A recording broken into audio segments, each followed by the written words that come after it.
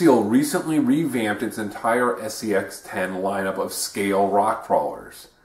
They've streamlined the lineup, and now there are two versions, a ready-to-run honcho and a kit version, the Dingo you see here.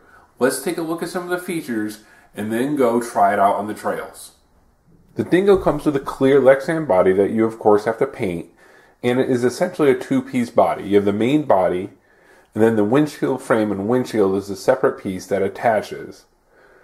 Also, the fender flares are molded plastic, as is the roll cage and spare tire mount in the back.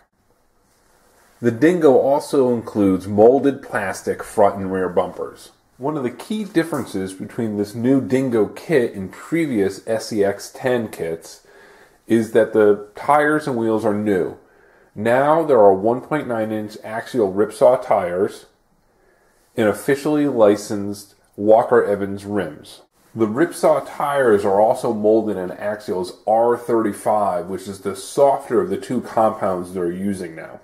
With the body off, you can see that this Dingo kit is no different essentially than any of the other SCX10s that have been out for a little while now.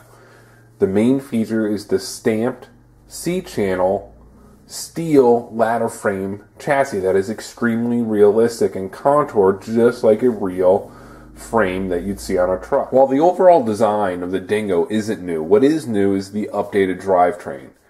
You'll see that the pinion and spur gear are now covered, but also the Dingo includes the new wild bore drive shafts that were originally seen on the Wraith.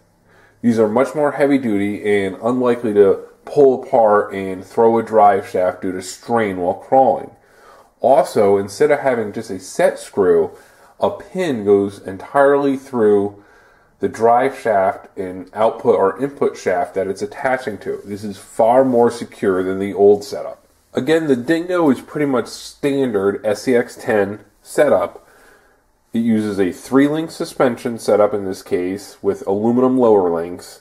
But one thing that's interesting is the battery position can be mounted in the rear as you see here, or it could also be positioned up front.